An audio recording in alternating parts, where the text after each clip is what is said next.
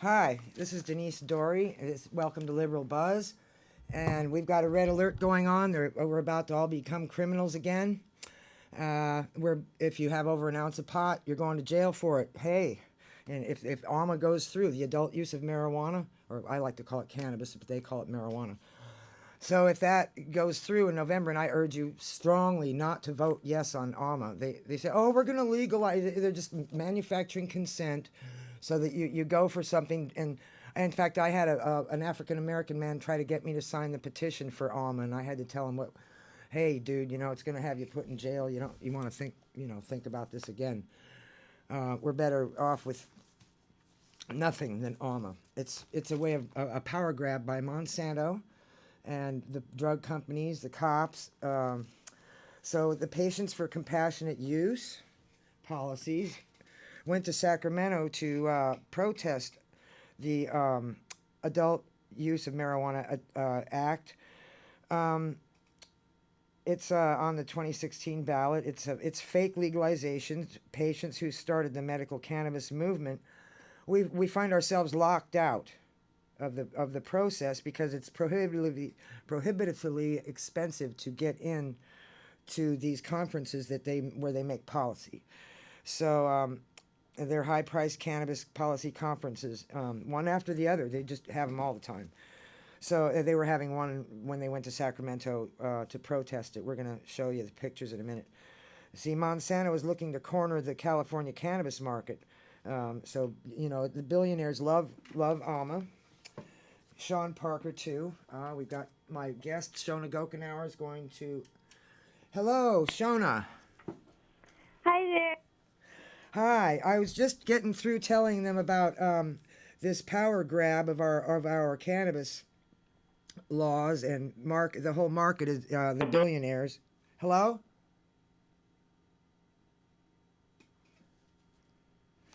Oh, I guess we got disconnected.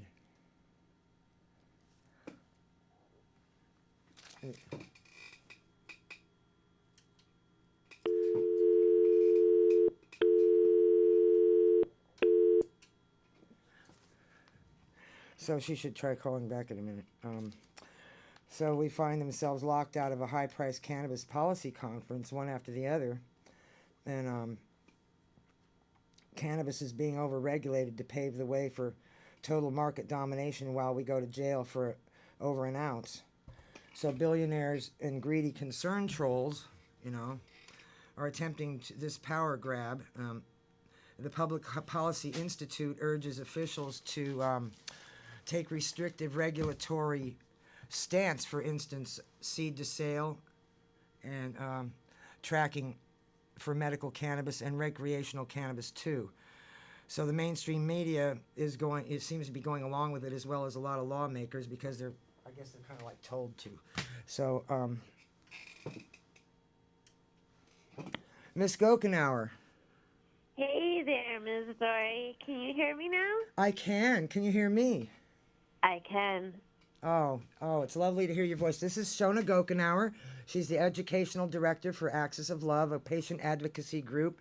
We're actually Patients for Compassionate Use policies, and we're in solidarity with a lot of other groups that went to Sacramento to educate and to protest the policy conference. Is that right? Tell our viewers why you went to Sacramento. Well, there was yet another public policy conference that patients were priced out of. Now, this wasn't the most expensive one. The most expensive one rang in near $800. Oh. This one was $200. Yeah. And did anyone get in? What's that? Did anybody get into the conference and report on it? Well, we had a few people going in and out that could. We actually had a middle-class ally who got refused entry because they knew that he was opposed to Sean Parker's initiative, AUMA. And, when I say Sean Parker, let me say Drug Policy Alliance's initiative with Sean Parker. Yeah. Okay, and the Drug Policy Alliance, they're hooked up with George Soros. Correct. So the whole kind of trickle down of ASA, Students for Sensible Drug Policy, all these are kind of different heads of the same monster, so to speak, in the same small pool of funders at one point too. I don't know if that continues today. Yeah, now is this a power grab for Monsanto, by Monsanto and the drug companies? Well, I think the power grab that we need to be focused and educated on is from the Southern Beer and Spirits Lobby, which is, exactly what it sounds like. It is literally the good old boys from the Deep South, and they're liquor lobbyists. And apparently, on the congressional level, they also have their hands in drug treatment centers right now, which is kind of interesting, as they've caused some of the reason why people end up in these treatment centers with their alcohol. Well, aren't they trying to also misinform the public by actually saying cannabis isn't good for you? It's actually a harmful substance. One of the doctors that is actually the signer of AUMA, Dr. Lehman, actually, yes, has been quoted saying that it's not good for people, and that's why it needs to be very restricted. And when you're playing to the tune of people who wanted a limited legal market, like, say, for example, the alcohol industry, right. That's a really frightening statement to make as a physician and a man of science. They must be, the alcohol lobby must be panicking, the industry must be panicking because people are switching to cannabis instead of alcohol. Well, and I think they're also, predatory businessmen. Tiger's a tiger, and they're going to go for the fresh meat, and it's a very predatory nature what's going on right now. And patients' rights aren't being considered. No, nor people of color, and they're excluded. How many people of color did you see in that conference? Well, that was interesting. When we were standing outside, there was a sort of hotel cocktail lounge that we were able to get up all of our no on UMA. From the outside, of course, we were putting our posters up against the windows and looking in, and we literally mostly saw older white males, some female professionals, not a lot of people of color, and even less people that were disabled at a medical cannabis conference. So the people who are probably going to go to jail were the ones excluded from the conference. Absolutely. The disabled community in every community has been targeted. So a disabled person, if they get caught with more than an ounce, their sick butt is going to jail. Well, no, that's actually for 18 to 21-year-olds. Oh. And unfortunately, that's an age group that the prison guard lobby often targets because, if you're not wealthy, you're between 18 and 21, and they get you in some type of human captivity situation, there's a good chance they're going to turn you into, a criminal for the system. And it's completely backwards drug policy. What we want to see is the equal application of law. We want to be able to see the greater public being able to easily comply with the law and stop arrests, not make something that's a terrible maze that only an elite set can apply for permits and everybody else gets shafted. What about compassionate care? Does AUMA allow for compassionate care? Everybody needs to know this. Say it loud and clear. It actually outlaws compassionate care, along with many other things that have been proposed by this elite think tank they like to hold up, certain businessmen and be like, oh, look, they're so good to the community, but they don't want to mandate or make, inroads for patients to represent themselves or for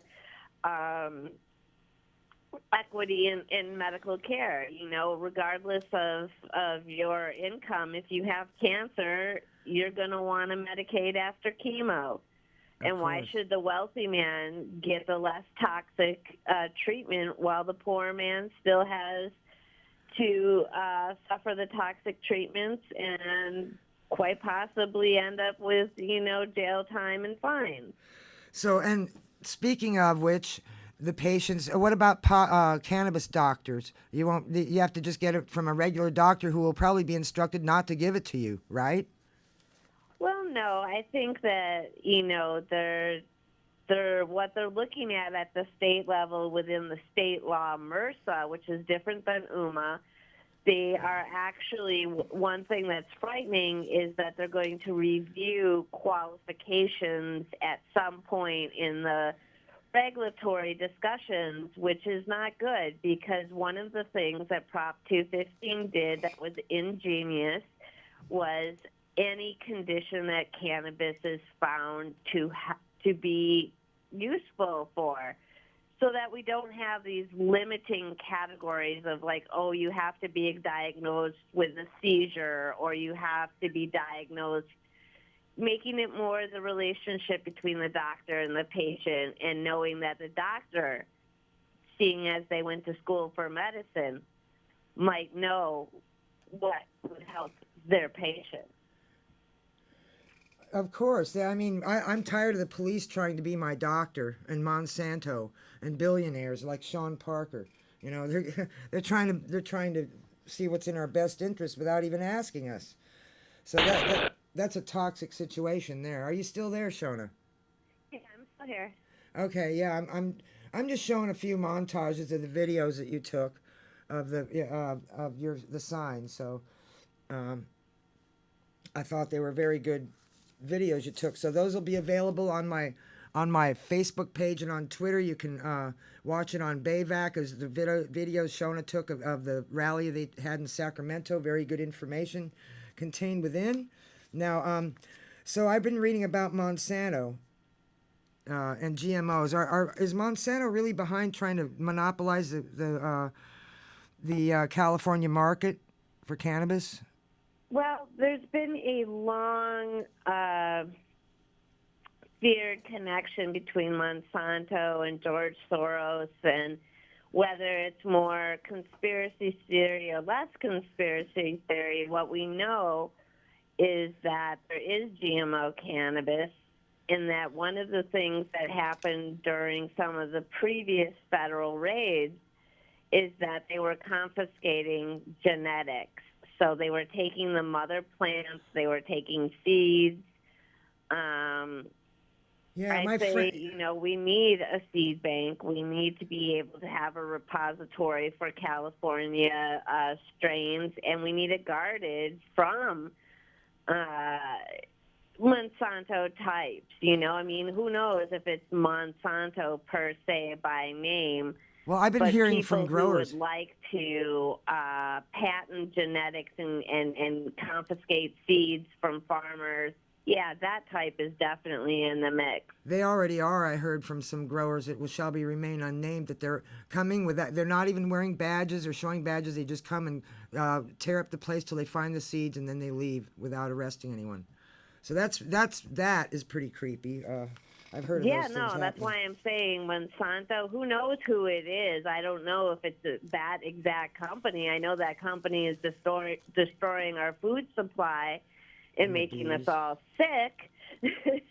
Yeah. Now, what they intend, or if they have intentions on herbal medicine, well, that wouldn't be too far of a jump, would it?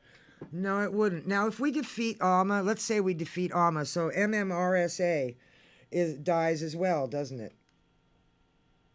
So MRSA is the state law, and what it is a regulatory framework. So it's a lot of illegal. it still has to be filled in.